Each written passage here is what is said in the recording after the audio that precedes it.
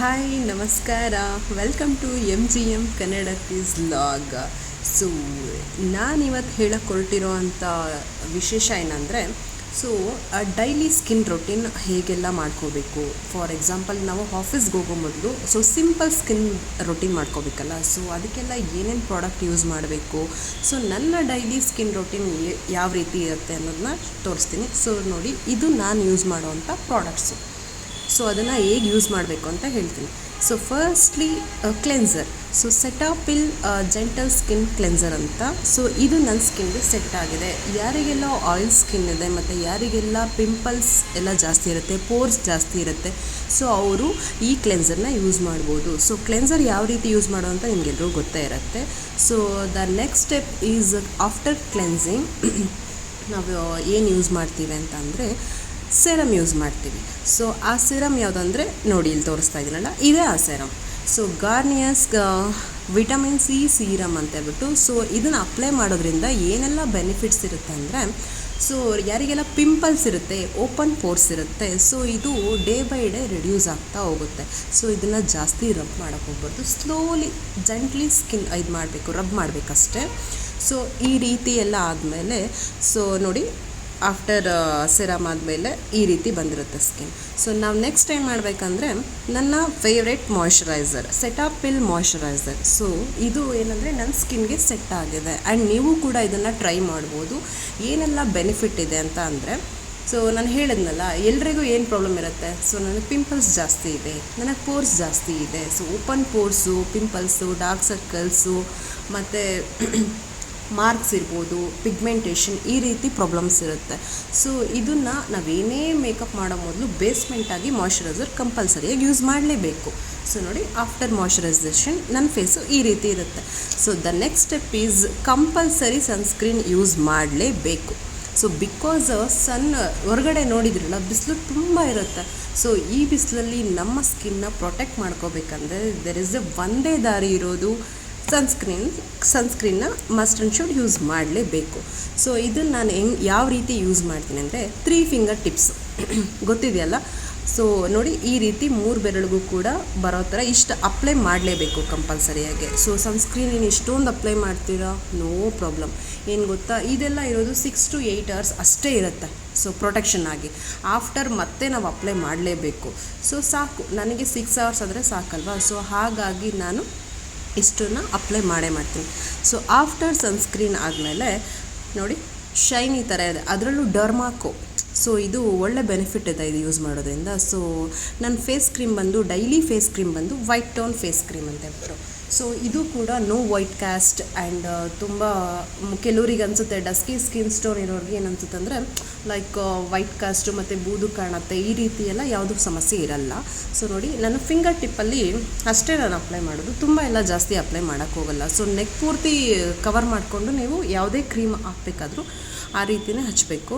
ಜಾಸ್ತಿ ಎಲ್ಲ ರಬ್ ಮಾಡೋಕ್ಕೆ ಹೋಗ್ಬಾರ್ದು, ಜಸ್ಟ್ ಸಿಂಪಲ್ಲಾಗಿ ರಬ್ ಮಾಡಬೇಕು. ತುಂಬ ಹಾರ್ಷಾಗೆಲ್ಲ ಮಾಡಿದ್ರೆ ಸ್ಕಿನ್ ಅಲ್ಲಿ ಕ್ರೀಮೇ ಇರಲ್ವಲ್ಲ, ತುಂಬ ಹಾರ್ಷಾಗೆಲ್ಲ ಮಾಡಿದ್ರೆ. ಈ ರೀತಿ ಮಾಡ್ಕೋಬೇಕು. ನೋಡಿ, ಈ ರೀತಿ ಮಾಡ್ಕೊಂಡ್ಮೇಲೆ ಸ್ಕಿನ್ ಮೇಲೆ ಏನಾದರೂ ತುಂಬ ಓವರ್ ಅಂತ ಅನಿಸುತ್ತಾ? ಇಲ್ಲ ಅಲ್ವಾ, ತುಂಬ ಏನೂ ಓವರ್ ಅನಿಸಲ್ಲ. ನೆಕ್ಸ್ಟ್ ಎಲ್ಲ ಕ್ರೀಮ್ ಆದಮೇಲೆ ಪೌಡರ್ ಕಂಪಲ್ಸರಿ.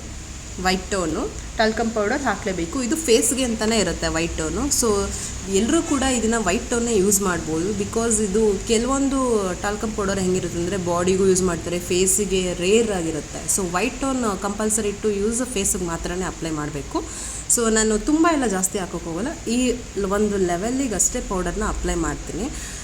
ನೋಡಿ, ಈ ಥರ ಎಲ್ಲ ಹಾಕಿದಾಗ ನೀವು ಕಂಪೇರ್ ಬೇರೆ ಪೌಡ್ರನ್ನ ಹಾಕಿದಾಗೂ ಮತ್ತು ವೈಟ್ ಟೋನಿಗೂ ನೀವು ನೋಡಿದಾಗ ಡಿಫ್ರೆನ್ಸ್ ತಿಳ್ಕೊಬೋದು, ಹೇಗಿದೆ ಡಿಫ್ರೆನ್ಸು. ಈ ರೀತಿ ಡಿಫ್ರೆನ್ಸ್ ಇರುತ್ತೆ. ನೋಡಿ, ನನ್ನ ಫೇಸ್ಗೆ ಯಾವ ರೀತಿ ಎಷ್ಟು ಕ್ವಾಂಟಿಟಿ ಆಫ್ ಅಮೌಂಟ್ ಪೌಡರ್ ಬೇಕಾಗಿದೆ ಅಷ್ಟು ಅಪ್ಲೈ ಮಾಡಿದ್ದೀನಿ. The next is Swiss beauty ಅವರ ಐಬ್ರೋ ಪೆನ್ಸಿಲ್. ನಾನು ಯೂಸ್ ಮಾಡುವಂಥ ಕಲರ್ ಬಂದು ಬ್ರೌನ್ ಕಲರು. ಏನಂದರೆ ಮೇಕಪ್ಪಿಗೆ ಮೇಯ್ನಾಗಿ ಅಟ್ರಾಕ್ಷನ್ ಅದು ಐಬ್ರೋಸ್ ಅಲ್ವಾ. ನಾವು ಐಬ್ರೋಸ್ಗೆ ಸ್ವಲ್ಪ ಶೇಪ್ ಕೊಡಲೇಬೇಕು.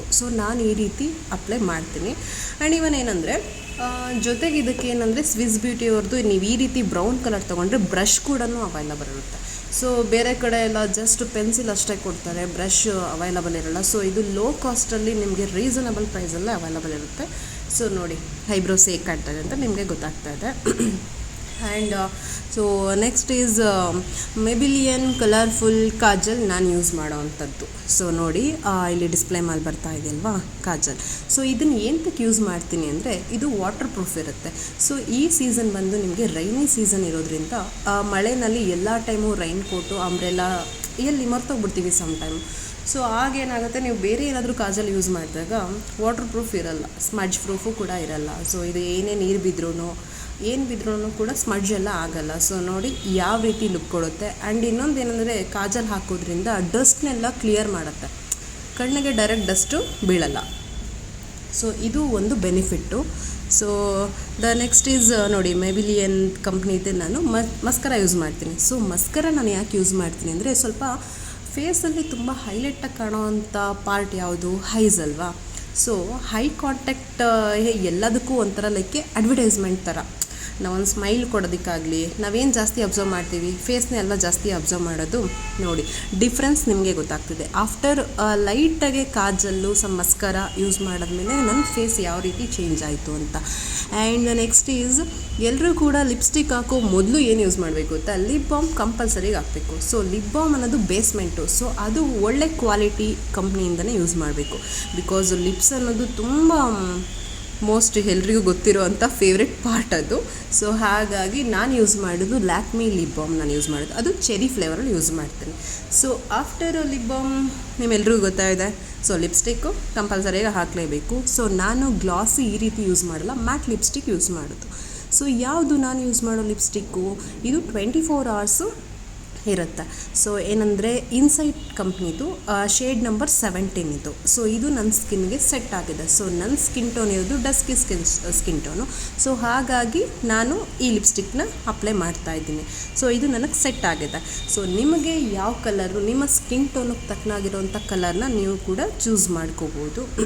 ಆ್ಯಂಡ್ ಫೈನಲ್ ಈಸ್ ನಾವೆಲ್ಲರೂ ಕೂಡ ಹಣೆ ಮೇಲೆ ಏನೋ ಒಂದು ಮಿಸ್ ಆಗಿದೆಯಲ್ವಾ, ಏನದು ಮಿಸ್ ಆಗಿರೋದು, ಎಸ್ ಹೌದು, ಬಿಂದಿ ಇದು ಮಿಸ್ ಆಗಿದೆ. ಸೊ ನೋಡಿ ಆಫ್ಟರ್ ಬಿಂದಿ ಇಟ್ಟ ಮೇಲೆ ಅದಕ್ಕೊಂದು ಲುಕ್ಕು ಬೇರೆಯೇ ಆಗಿಬಿಡುತ್ತೆ ಅಲ್ವಾ. ಸೊ ಈ ರೀತಿ ನನ್ನ ಡೈಲಿ ರೊಟೀನ್ನ ಒಂದು ಭಾಗ ಈ ರೀತಿ ಬಂದಿದೆ. ಸೊ ನೋಡಿ final here is the final look. So ಇದು ನನ್ನ ಡೈಲಿ ಆಫೀಸ್ ರೊಟೀನ್ ಸ್ಕಿನ್ ಕೇರ್ದು. ಸೊ ನಾನು ಈ ರೀತಿ ಸಿಂಪಲ್ ಆ್ಯಂಡ್ ಎಲಿಗೆಂಟ್ ಲುಕ್ ತೊಗೊಂಡು ಮಾಡ್ಕೊಂಡು ಹೋಗ್ತೀನಿ.